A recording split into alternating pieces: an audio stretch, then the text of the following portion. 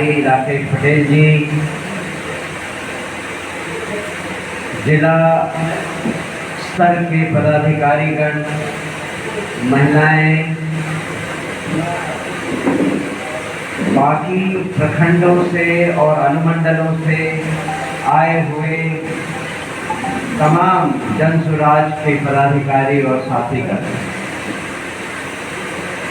सबसे पहले तो मैं आपको इस बात की बधाई दे दूं कि इस तरह का कार्यक्रम, कार्यशाला बनाकर सबों को पार्टी के बारे में बातें बताना, मेरे ख्याल से आप पहले हैं जिन्होंने इस कार्यक्रम की शुरुआत की है।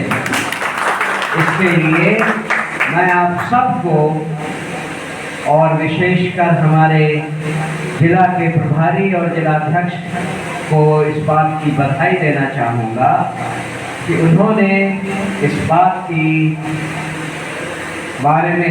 के बारे में विचार किया और इसकी शुरुआत की। मुझे लगता है कि ये पूरी कार्यशाला हमारे हर जिले में हमारे हर कार्यकर्ता और पदाधिकारी के लिए बहुत आवश्यक है। कुछ चीजें जो जनसुराज में आने के बाद हम सबको समझने की जरूरत है, वो इस कार्यशाला के माध्यम से आपको साफ हो जाता है। उन्हीं कुछ बातों को मैं आपके सामने एक संक्षिप्त रूप में रखना चाहता हूं। सबसे पहली बात, जनसुराज पार्टी क्यों बनी थी? जनसुराज पार्टी जब बनी थी तो जनता को एक विकल्प देने की बात थी। जनता को हम ये समझा रहे थे, प्रशांत किशोर जी पिछले 2 सालों से समझा रहे थे कि आपको जिन लोगों ने पिछले 40-50 सालों में शासन किया है, उन्होंने आपको लूटा है और आपको ये बात समझने की है कि कैसे आपको लूटा गया है। तो सवाल ये आया कि अगर उन सारी पार्टियों ने आपको लूटा है तो अब हम किस पार्टी के साथ जाएं? वो विकल्प जनता के सामने रखने का जो तरीका था, वो जनसुराज पार्टी के गठन करने का था। आप सब लोग इस बात को समझ रहे हैं, है ना? जनसुराज पार्टी का गठन क्यों हुआ?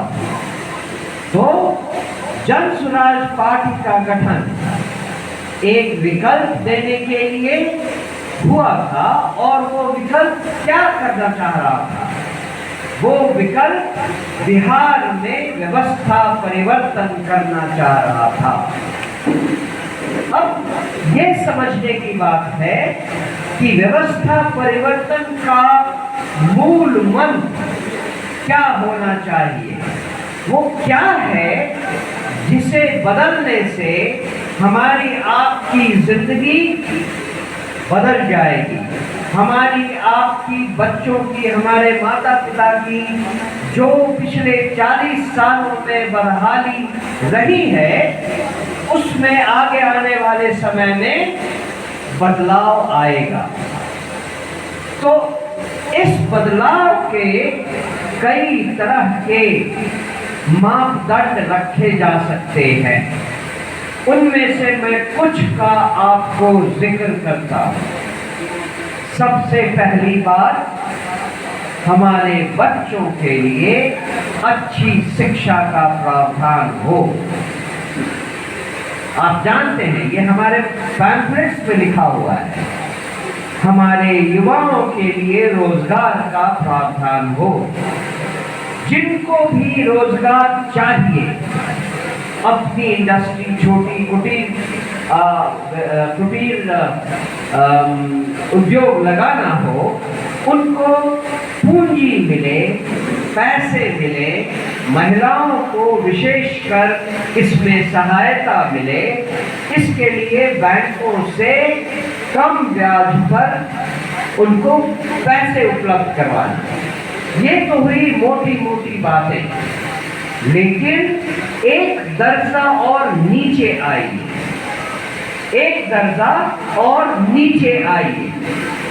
अगर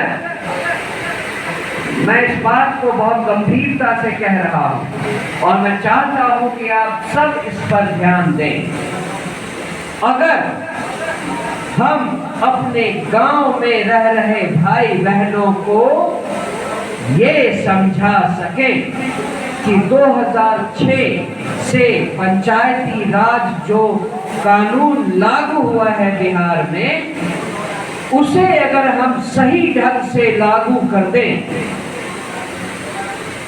उसको सही ढंग से लागू करने के लिए उनका गांव में जो हमारे भाई बहन हैं, उनका ये जानना बहुत जरूरी है कि उसमें उनका क्या रोल है।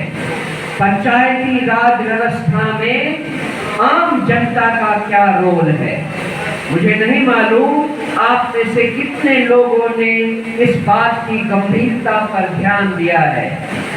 पंचायती राज के अनुसार हर ग्राम पंचायत की एक ग्राम सभा होती है, जिसकी मीटिंग साल में 4 बार बैठना जरूरी है। और अब तो बिहार में उस ग्राम सभा के अंदर वार्ड सभाओं का निर्माण किया गया है। वार्ड सभाओं की मीटिंग हर 2 महीने के अंदर एक बार होनी चाहिए, और उन वार्ड सभाओं में जितने वोटर्स हैं, सारे के सारे उसके सदस्य हैं। उन सदस्यों का काम है कि उस सभा में, वार्ड सभा में और फिर ग्राम सभा में गांव की हर समस्या का समाधान वहां पे पाएं, अपनी समस्या उठाएं और वहां से उसका समाधान पाएं। आप सबको शायद मालूम नहीं कि ग्राम सभा में बिहार सरकार के 29 विभागों के अधिकारियों का रहना जरूरी है, और उसमें जो 29 विभागों की चर्चा होनी है, उसमें रोजगार की व्यवस्था, उसमें आवास की व्यवस्था, उसमें कुटीर उद्योग की व्यवस्था, उसमें महिलाओं की व्यवस्था, उसमें युवाओं का प्रॉब्लम, उसमें शिक्षा की व्यवस्था, हर चीज को गांव के लोग उठाएं और उनकी बात को मुखिया, सरपंच और 29 विभागों के अफसर सुनकर उसकी मिनट्स बनाएं, उसकी बेसिस पे अगली मीटिंग का कार्यक्रम तय करें। सरकारी अफसर इस बात का ध्यान दें कि गांव वालों से जो समस्याएं आई हैं, उस पर सरकार की तरफ से क्या उपाय किए जाएं, उस